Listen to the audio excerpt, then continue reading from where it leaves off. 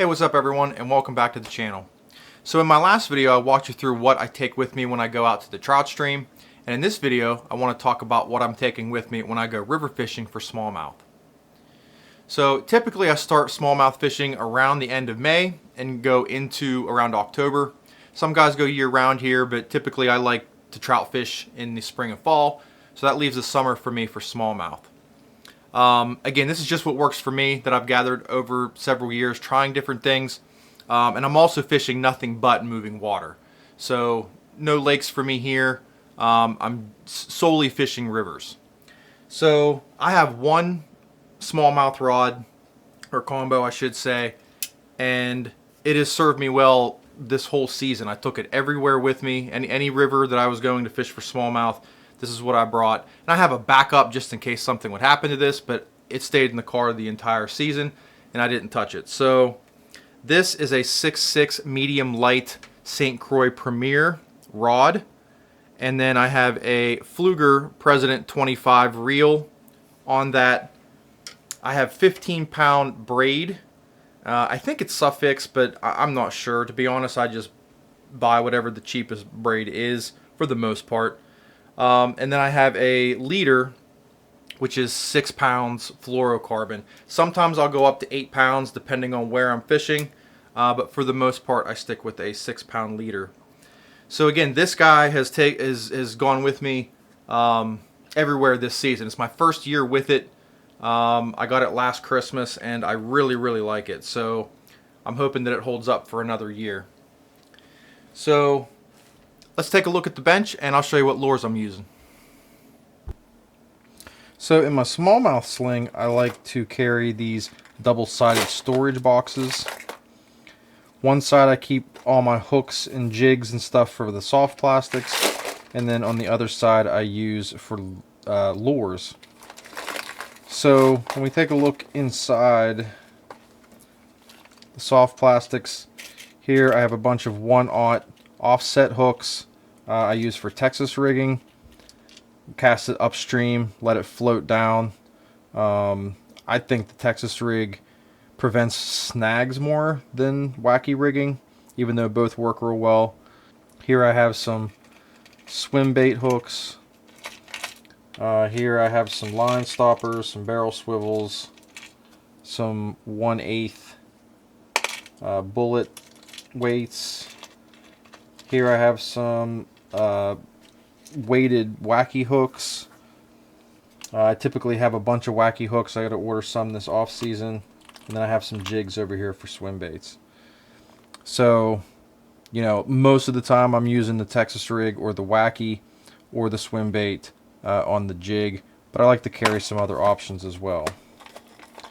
So typically I'm running Gary Yamamoto 4-inch Senkos.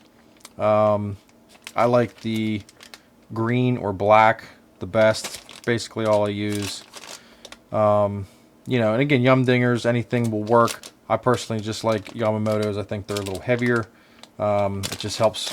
It just feels better casting for me. So that's what I go with. But the swim baits, I like the Kitech 3.3 is great for smallmouth. 2.8 is also real good for smallmouth and trout as well.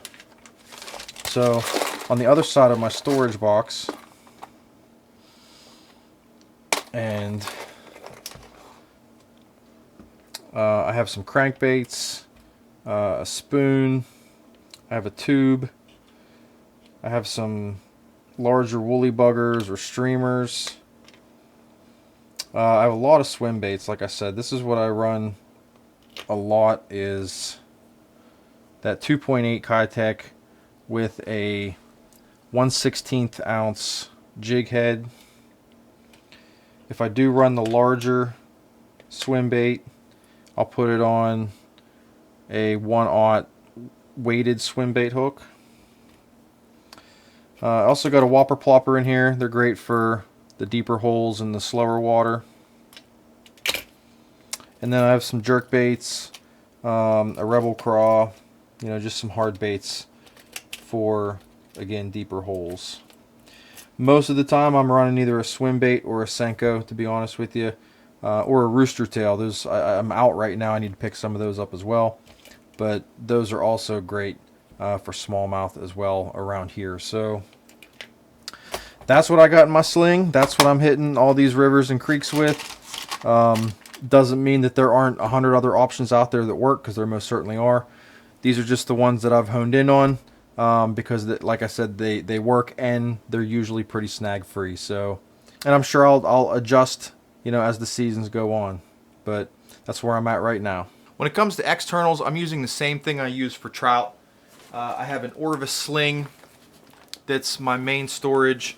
When it comes to the sling, I have tippet here, but I also take old tippet spools and I wind them with my leader, my fluoro leader. So I have 6-pound fluoro leader on this one.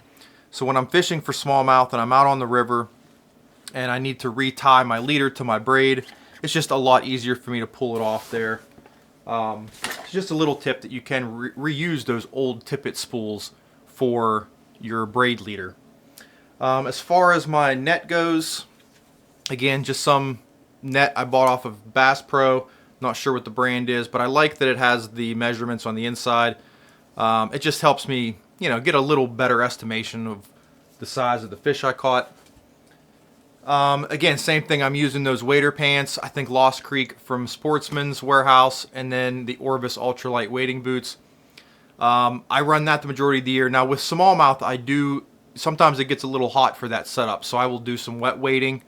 In that case, I just wear a pair of, I think, Under Armour golf pants, and I have some neoprene socks, and then I'll wear a pair of wader shoes or Columbia hiking shoes outside of that. When it gets to be 90 degrees, I'm just looking for anything to kind of beat the heat. So I'm a lot less selective when it comes to that part.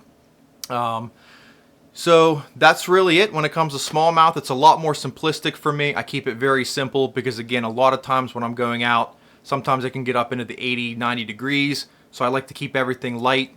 That way, it's just easier for me when I'm out on the water, and I can stay out longer because I'm not overheating myself. So that wraps up this video on what I take with me to the river when I fish for smallmouth. Thanks for watching. Catch you in the next video. Later.